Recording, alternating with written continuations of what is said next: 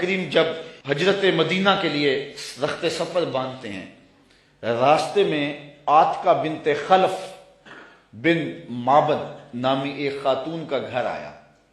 حضور وہاں رک کر کے ان کو کہا کہ اگر تمہارے پاس ہماری خدمت کے لیے کچھ ہے تو ہمیں پیش کرو۔ بھوک اور پیاس آقا کریم نے محسوس کی، حضور کے جو ساتھی بھی تھے۔ تو اس خاتون نے جس کا نام معبد تھا، اس نے کہا کہ لو کان عندنا شیء ما آوزکم الکرا، ہم دیہاتی لوگ ہیں اور عرب ہیں، ہمارے ہاں مہمان آ جائے تو کوئی کسر نہیں چھوڑتے، لیکن آج اتفاق ایسا ہے کہ ہمارے گھر کچھ ہے نہیں جو آپ کی خدمت کے لیے پیش کریں۔ عرب لوگ مہمان دیکھ کر کے خوش ہوتے ہیں، پھر مہمان بھی اتنے سونے آ جائیں، لیکن بدقسمتی یہ ہے کہ اس وقت ہمارے پاس کچھ ہے نہیں جو آپ کو پیش کر سکے۔ ایک جانب ایک بکری بندھی ہوئی تھی، لاغر اور کمزور سی۔ حضور فرمایا اگر تم کہو تو اس کا دودھ دھو لیں۔ اس نے کہا اس کی ہڈیوں میں گودا نہیں، کھیری میں دودھ کہاں ہوگا، اگر یہ چلنے کے قابل ہوتی تو ریوڑ کے ساتھ نہ جاتی۔ فرمایا اگر تم اجازت دو۔ اس نے کہا مجھے کیا اعتراض ہو سکتا ہے۔ تو حضرت سیدنا صدیق اکبر نے آگے بڑھ کے بکری کو کھولا اور حضور کے سامنے کھڑا کیا۔ آقا نے دست شفا، دست رحمت اور دست برکت اس بکری کی پشت پہ رکھا۔ جو ہی حضور کا ہاتھ آیا تو اس نے جھرجھری لی، ٹانگیں چوڑی کر دی، اس کی کھیری میں دودھ اتر آیا۔ حضور علیہ السلام نے فرمایا کہ کوئی برتن لا۔ اس نے گھر کا برتن پیش کیا۔ حضور نے دودھ دھوا تو جھاگ اٹھنے لگی، حتیٰ کہ گھر کے سارے برتن دودھ سے بھر گئے۔ معبد کے گھر کی تھالیاں بھی دودھ سے بھر گئی۔ حضور نے بھی پیا، حضور کے ساتھیوں نے بھی پیا۔ معبد اور گھر میں اس کا ایک بچہ تھا اس کے پاس، اس نے بھی دودھ پیا۔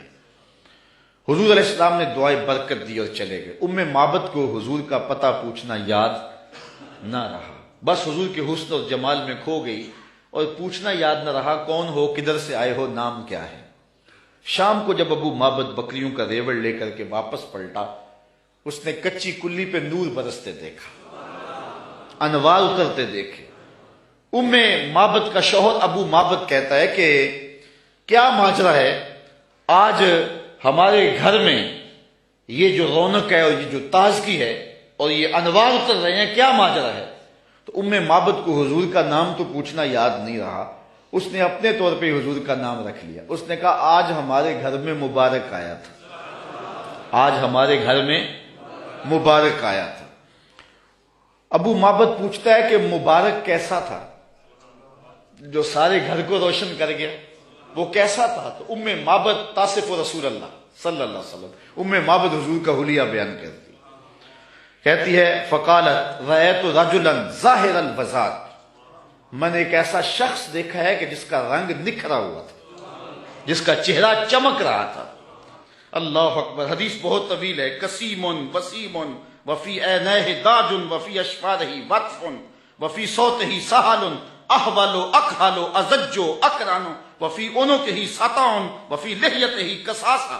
کہا کیا بتاؤں، رنگ سونا تھا، ابرو ملے ہوئے تھے، پلکیں لمبی تھی، آنکھیں سرمگی تھی، گردن سراہی جیسی تھی، ہاتھ خوبصورت تھے، خاموش ہوتے تو پھر بھی وقار ہوتا۔ لیکن میں معبد کا صرف ایک جملہ آپ کی نظر کرنا چاہ رہا ہوں۔ ہزارہا مصنفین، نثر نگار اور شعراء اور ادبا کے سارے ادب پارے اور ساری نثر نگاریاں اور ساری انصاف پردازیاں اس کے ان دو جملوں پہ قربان۔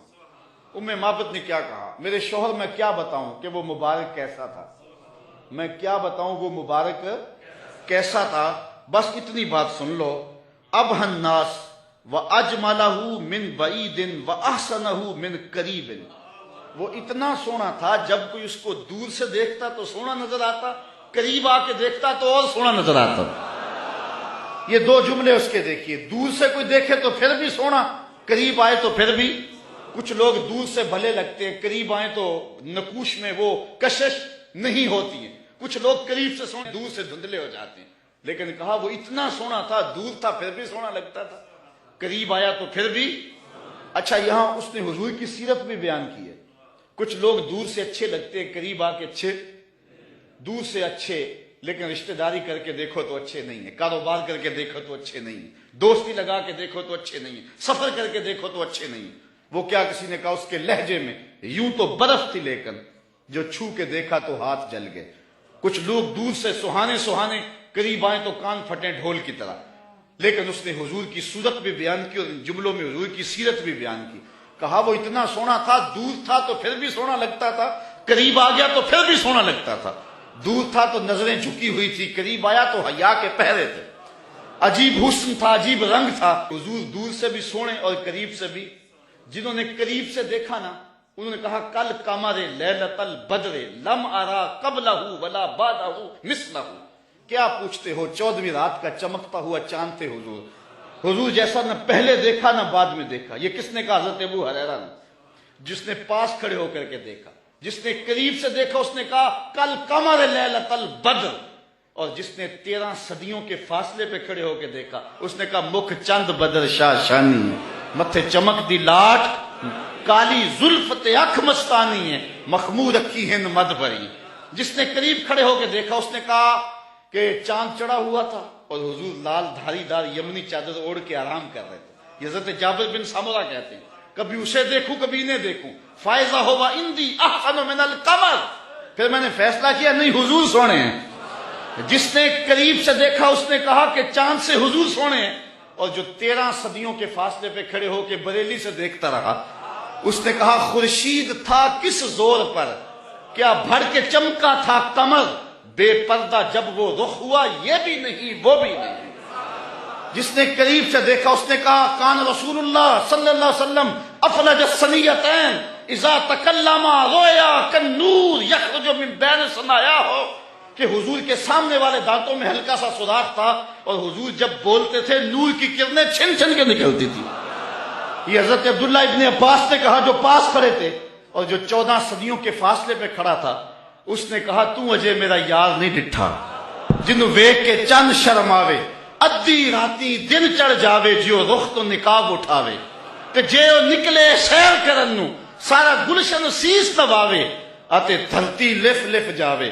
جے ہاتھ پھلاں وچ رکھدا ہاتھ پھلاں تو ود جاوے، نین نشیلے مست رسیلے وچ سونا کجل سہاوے، اکھ اگڑے تے انج پیا جاپے جویں میں خانہ کھل جاوے، تے جے او کھولے پیچ زلف دے اتے راہی راہ پل جاوے، توبہ توبہ حسن سجن دا چال نہ چلی جاوے، بجلی ڈردی لشک نہ مارے متا بے ادبی ہو جاوے. علم خدا نے اینا دتا عقلاں وچ نہ آوے، عقل خدا نے اینی دتی علماں وچ نہ آئے. کی اعجاز نظر وچ او دی جو آوے وک جاوے، خلق او دے نے مول ہی دنیا کوئی ورلا ہی جان بچاوے. آزم ایڈا سونا ماہی سن کدھرے نظر نہ آوے. جنہوں نے قریب سے دیکھا انہوں نے بھی کہا سونا، اور جنہوں نے دور سے دیکھا انہوں نے بھی کہا سونا. تو کہا کوئی قریب سے دیکھے پھر بھی واری جائے، دور سے دیکھے پھر بھی واری جائے، تو اجے میرا یار نہیں ڈٹھا، جنہوں ویکھ کے چند شرم آوے. کہا کیا بتاؤں کہ وہ قریب سے بھی سونا اور دور سے بھی سونا. اچھا اس نے حضور کا حلیہ بیان کیا. ام معبد میرے بچے تیرے پہ قربان، ام معبد میری نسلیں فدا تیرے ایک ایک جملے پہ حضور کا حلیہ بیان کیا اور حد کر دی ام معبد نے. دعا کرو اللہ ہمیں حضور کی زیارت نصیب فرمائے. یا اللہ واسطہ ڈالتے ہیں ام معبد کا، ہمیں حضور کی زیارت دے دے. یہ آنکھیں اس قابل تو نہیں ہیں لیکن مالک تو کرم کر، ہم تیرے محبوب کا نام لے رہے ہیں، ام معبد کا صدقہ حضور کی زیارت دے دے. اچھا ام معبد نے حضور کا حلیہ بیان کیا، مبارک کا حلیہ بیان کیا. ام معبد حلیہ بیان کر کے فارغ ہوئی تو بچہ بولا امی وہ بکری والی بات سنائی نہیں، جو بکری کی پشت پہ ہاتھ پھیرا تھا مبارک نے، وہ تو بات نہیں سنائی. اللہ اکبر. اب ابو معبد کہتا تم نے زیادتی کیا میرے سے، جب مبارک آیا تو مجھے بلایا کیوں نہیں؟ اس کو میں بھی دیکھنا چاہتا تھا. اب میں بکریاں دودھ لے کر نہیں جاؤں گا، قریب قریب رہا کروں گا، کبھی مبارک آئے نا تو مجھے بلا لینا. اب وہ سارے گھر کے افراد مبارک کا انتظار کر. ابو معبد کے جذبات یہ تھے ایک بار ہی دیکھ لوں، لیکن ام معبد کہتی تھی کاش کے روز بھی گزرے، مبارک کا روزانہ گزر ہو یہاں سے. ایک دن ام معبد سودا سلف لینے کے لیے قریبی بستی میں گئی، نہ ملا تو آگے بڑھ گئی. آگے شہر مدینہ میں جا پہنچی، سودا خرید رہی تھی، بچہ بھی ساتھ تھا کہ حضرت ابوبکر صدیق گزرے. تو بچے نے جب دیکھا نا تو تڑپنے لگا، اور اس کے لفظوں میں وہ بے ساختگی اور اس کی تڑپ ظاہر ہو رہی ہے. اس نے کہا یا امہ ان ھذا الرجل الذی کان مع المبارک، اے امی اس دن جو مبارک کے ساتھ نہیں بندہ تھا یہ جا رہا ہے. سودا چھوڑا حضرت ابوبکر صدیق کے پیچھے اور پوچھتے ہیں مبارک کہاں ہے؟ تم تو مل گئے ہو، مبارک کدھر ہے؟ اب نام تو اپنے طور پہ رکھا ہوا تھا۔ حضرت ابوبکر صدیق فرمایا کس مبارک کو ڈھونڈ رہی ہو؟ کہا وہی جس نے بکری کی پشت پہ ہاتھ پھیرا تھا۔ کہا آؤ تمہیں مبارک کے ڈیرے پہ لے چلو۔ حضور صحن مسجد نبوی میں بیٹھے ہوئے تھے۔ جب بچے نے دیکھا تو پھر چیخا اور کہا امی وہ دیکھو مبارک بیٹھا ہوا۔ یہ حضور کے قدموں میں بیٹھ گئی اور برکت لوٹی۔ حضور نے اسلام دیا، انہوں نے قبول کیا، واپس پلٹے، گھر آئے۔ شام کو ابو معبد کے واپس آنے کا جب وقت ہوا نا تو ماں کہتی تھی بیٹے تو خاموش رہنا، میں بتاؤں گی تمہارے باپ کو۔ بیٹا کہتا نہیں امی، مبارک کے ساتھی کو میں نے دیکھا تھا، اس لیے میں نے بتانا ابو کہ ہم مبارک کو دیکھ آئے ہیں۔ شام کو جب ابو معبد آیا نا، یہ دونوں بتانے لگے، وہ پہلے ہی بول پڑا، کہا گھر پھر چمک رہا ہے، مبارک پھر آیا تھا؟ انہوں نے کہا مبارک تو نہیں آیا، ہم اس کا ڈیرا دیکھ آئے ہیں۔ کہا کدھر رہتا ہے؟ کہا جسے دنیا محمد کہتی ہے وہی تو مبارک ہے۔ پھر اگلے دن ابو معبد بھی حضور کے قدموں میں بیٹھا ہوا تھا۔ وہ بکری ام معبد کے پاس عام و رمادہ تک زندہ رہی۔ اہل سیر لکھتے ہیں کہ حضرت عمر کے دور میں ایک سال آیا تھا جب قحط پڑا تھا اور درخت بھی سوکھ گئے تھے، جانوروں کی چھاتیاں بھی خشک ہو گئی تھی، کنووں کے پانی بھی نیچے چلے گئے تھے، حوض بھی خشک ہو گئے تھے، کہیں سے پانی کا کوئی قطرہ نہیں ملتا تھا، لیکن ام معبد کے ڈیرے سے بکری کا دودھ مل جاتا تھا، کیونکہ حضور علیہ السلام نے اس بکری پر اپنا دست شفا پھیرا تھا، اپنا دست برکت پھیرا تھا۔ یہ حضور علیہ السلام کے ہاتھ کی اور حضور علیہ السلام کے دست نور کی برکت ہے۔ یہ ہاتھ تو اٹھ جائے تو چاند کے ٹکڑے ہوتے ہیں، یہ ہاتھ اٹھ جائے تو سورج پلٹ کے اثر کے وقت پہ آتا ہے۔ اللہ اکبر، یہ جدھر ہاتھ ہو جاتے ہیں ادھر ہی کائنات کا نظام ہوتا ہے۔ اللہ تعالی ہمیں حضور کی محبت نصیب فرمائے۔